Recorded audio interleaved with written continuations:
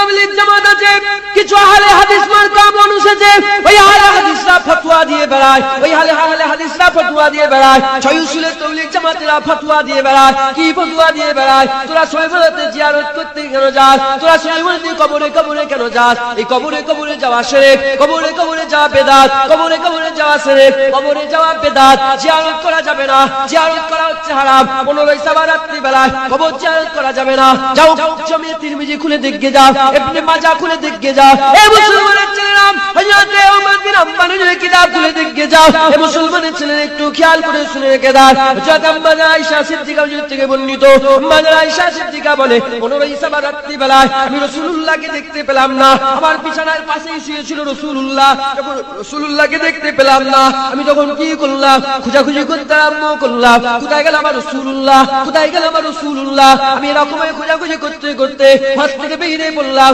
ঘর থেকে বেরিয়ে করে এরকম ভাবে জান্নাত, এরকম ভাবে আস্তে আস্তে যেতে আরম্ভ করলাম। এরকম ভাবে যেতে যেতে যেতে এরকম ভাবে কোথাও খুঁজে পেলাম না। মসজিদে গেলাম, কোথাও খুঁজে পেলাম না।